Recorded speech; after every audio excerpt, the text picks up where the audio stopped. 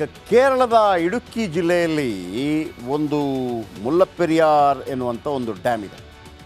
ಈಗಲೂ ಕೂಡ ಕೇರಳಕ್ಕೆ ಅದು ಎನಿ ಟೈಮ್ ಒಡೆದೋಗ್ಬಿಟ್ರೆ ಮುಳುಗುವ ಭೀತಿ ಇದೆ. ಬನ್ನಿ ಅದರ ಬಗ್ಗೆ ಹೇಳ್ತಾ ಹೋಗ್ತೀವಿ. ಕೇರಳದಲ್ಲಿ ವಾಟರ್ ಬಾಂಬ್ ಯಾವ ರೀತಿ ಇದೆ, ಭಯಾನಕವಾಗಿ ಕಾಡಬಹುದು. ನೀವು ಆಲ್ರೆಡಿ ವಯನಾಡಿನಲ್ಲಿ ನೋಡಿದ್ರಿ. ನೋಡಿ, ಮಳೆ ಭೂಕುಸಿತಕ್ಕೆ ನೋಡಿ, ಇದು ಮುಲ್ಲಪೆರಿಯಾರ್ ಡ್ಯಾಮ್ ಇಡುಕ್ಕಿ ಜಿಲ್ಲೆಯಲ್ಲಿ. ಇದರ ಬಗ್ಗೆ ಹೇಳ್ತಾ ಹೋಗ್ತೀನಿ. ಇದೇನಾದರೂ ಒಡೆದುಬಿಟ್ರೆ ಒಡೆಯೋ ಚಾನ್ಸ್ ಇದೆ. ಯಾಕಂದರೆ 2011ರಲ್ಲಿ ಅಣೆಕಟ್ಟೆಯಲ್ಲಿ ಬಿರುಕು ಕಾಣಿಸ್ಕೊಂಡು ನೋಡಿ, ಆ ಇಡುಕ್ಕಿ ಡ್ಯಾಮ್ನಲ್ಲಿ ನೀರು ಬಿಟ್ಟಿದ್ದು, ಆಗ ಫ್ಲಡ್ ಕಾಣಿಸ್ಕೊಂಡಿತ್ತು ನೋಡಿ ಮುಲ್ಲಪೆರಿಯಾರ್ ಡ್ಯಾಮ್ನಿಂದ ನೀರು ಬಿಟ್ಟಿದ್ದು, ಅದು ಪ್ರವಾಹ ಬಿಟ್ಟಿದೆ ಅಲ್ಲಿ ನೋಡಿ. ಅದೇನಾದರೂ ಹೆಚ್ಚು ಕಡಿಮೆ ಆಗಿ ಒಡೆದೋಗ್ಬಿಟ್ರೆ ಅರ್ಧ ಕೇರಳ ಸರ್ವನಾಶ ಆಗ್ಬಿಡ್ತೀರಿ. ಬನ್ನಿ ಅದರ ಬಗ್ಗೆ ಹೇಳ್ತೀನಿ. ಈ ಮಳೆ ಭೂಕುಸಿತಕ್ಕೆ ಅಕ್ಷರಶಃ ನಲುಗೋಗಿದೆ ಕೇರಳ. ಇದೀಗ ಮುಲ್ಲಪೆರಿಯಾರ್ ಡ್ಯಾಮ್ ಭೀತಿ ಶುರು. ಇಡುಕ್ಕಿ ಜಿಲ್ಲೆಯ ಮುಲ್ಲಪೆರಿಯಾರ್ನಲ್ಲಿದೆ ಒಂದು ಡ್ಯಾಮ್. ಕೊಚ್ಚಿಯಿಂದ 150 ಕಿಲೋಮೀಟರ್ ದೂರದಲ್ಲಿದೆ. ಈ ದೊಡ್ಡ ಅಣೆಕಟ್ಟು, ಭಾಳ ಹಳೆಯ ಅಣೆಕಟ್ಟು. 1887ರಲ್ಲಿ ಮುಲ್ಲಪೆರಿಯಾರ್ ಡ್ಯಾಮ್ ಕಟ್ಟಲಾಗಿತ್ತು. 1887, 129 ವರ್ಷ ಹಳೆಯದಾಗಿದೆ ಮುಲ್ಲಪೆರಿಯಾರ್ ಡ್ಯಾಮ್. ಡ್ಯಾಮ್ ಕಟ್ಟುವಾಗ 50 ವರ್ಷಕ್ಕೆ ಅಂತ ಕಟ್ಟಲಾಗಿತ್ತು. ಅರ್ಥ ಮಾಡ್ಕೊಳ್ಳಿ, ಡಬಲ್ ಆಗಿ ಜಾಸ್ತಿ ಆಗಿದೆ ವಯಸ್ಸು. 129 ವರ್ಷ ಆಗಿದೆ.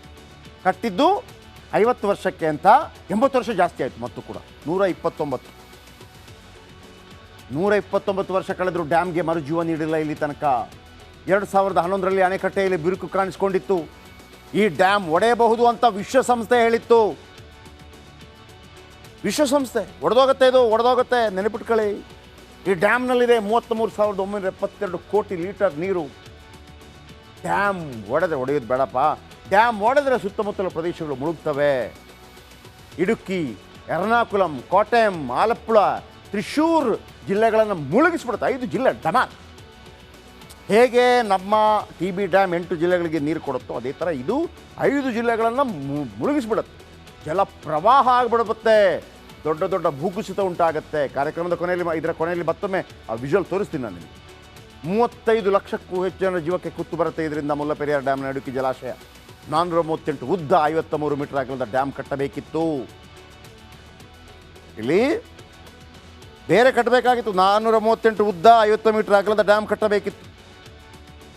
ಇದು ಅಗಲ ಇದೆ ನೋಡಿ, 19 ಕ್ರಸ್ಟ್ ಗೇಟ್. ಅದು ಹಂಗಿಲ್ಲ. ಮುಲ್ಲಪೆರಿಯಾರ್ ಹಿಂಗೆ ಎತ್ತರಕ್ಕೆ ಆ ಇಡುಕ್ಕಿ ಜಲಾಶಯ ತೋರಿಸ್ತೀನಿ ಆಮೇಲೆ ಕೊನೆಗೆ ಮತ್ತೊಂದು.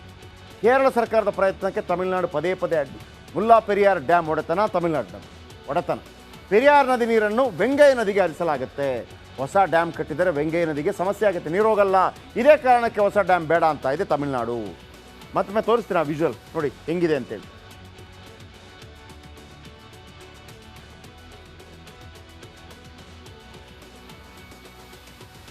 ನೋಡಿ ಡ್ಯಾಮ್ ನೋಡಿ, ಅದು ಈ ಥರ ಅಷ್ಟು ಮೇಲ್ಗಡೆಯಿಂದ ಬೀಳುತ್ತೆ ಮುಲ್ಲಪೆರಿಯಾರ್ ಡ್ಯಾಮ್. ನೋಡಿ ನೋಡಿ ನೋಡಿ ಅದು ಹೆಂಗೆ ಕಟ್ಟಿದ್ದಾರೆ ಗೊತ್ತಾಯ್ತಾ?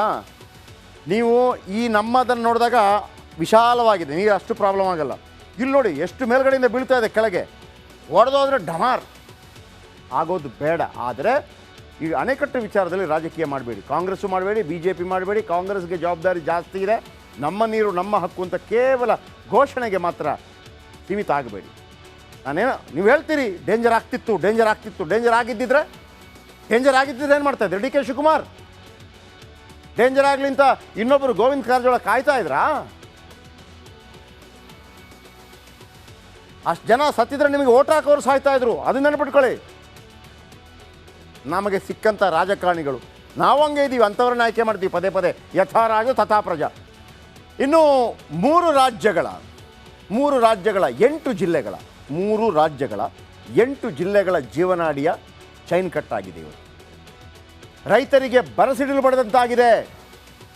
ಆದರೆ ಡ್ಯಾಮ್ ಗೇಟ್ ಹಾನಿಯಲ್ಲೂ ಕೂಡ ನಮ್ಮವರಿದ್ದಾರಲ್ಲ, ರಾಜಕೀಯ ಆರೋಪ ಪ್ರತ್ಯಾರೋಪ. ಒಂದು ಹೇಳ್ತೀನಿ ವೀಕ್ಷಕರೇ, ನನ್ನ ಸ್ಟೇಟ್ಮೆಂಟ್. ಇದಕ್ಕೆ ಕಾಂಗ್ರೆಸ್, BJP, JDS ಒಬ್ಬೊಬ್ಬರನ್ನು ದೂರಿ ಪ್ರಯೋಜನ ಇಲ್ಲ.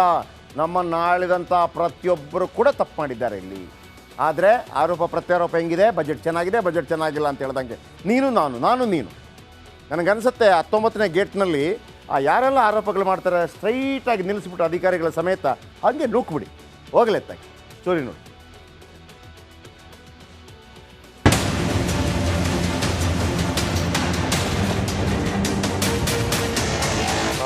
ಟೆಕ್ನಿಕಲ್ ಟೀಮ್ನೆಲ್ಲ ಕೂಡ ಕೂತ್ಕೊಂಡು ಚರ್ಚೆ ಮಾಡಿದ್ದೀನಿ. ಗಾಬರಿ ಯಾರು ರೈತರು ಪಡಬೇಕಾದಿಲ್ಲ. ಗೇಟ್ ಮುರಿದು ಸರ್ಕಾರಕ್ಕೊಂದು ಅಪಶಕನದ ಮುನ್ಸೂಚನೆ ನೀಡಿದೆ ಅಂತ ಹೇಳಲಿಕ್ಕೆ ಬಯಸ್ತೀನಿ. ನೀರನ್ನು ಪೋಲಾಗಲಾರ್ದಂಗೆ ನಿಲ್ಲಿಸುವಂಥ ಪ್ರಯತ್ನವನ್ನು ಮಾಡಲಿಕ್ಕೆ ಏನು ಮಾಡಬೇಕು ಆ ಕೆಲಸವನ್ನು ಪ್ರಾರಂಭವನ್ನು ಮಾಡಿ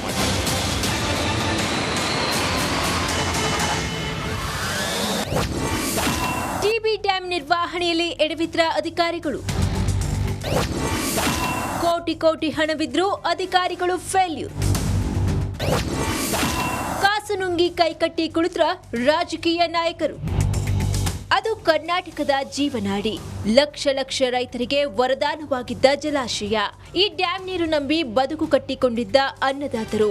ಆಂಧ್ರ, ತೆಲಂಗಾಣ ರಾಜ್ಯದ ಜನರ ದಾಹ ತೀರಿಸುತ್ತಿದ್ದ ಜಲಾಶಯ. ತುಂಗಭದ್ರಾ ಡ್ಯಾಂನ 19ನೇ ಕ್ರಸ್ಟ್ ಗೇಟ್ನ ಚೈನ್ ಲಿಂಕ್ ಕಟ್ ಆಗಿರೋದು ಜನರ ನಾಡಿ ಮಿಡಿತ ಹೆಚ್ಚಿಸಿದೆ.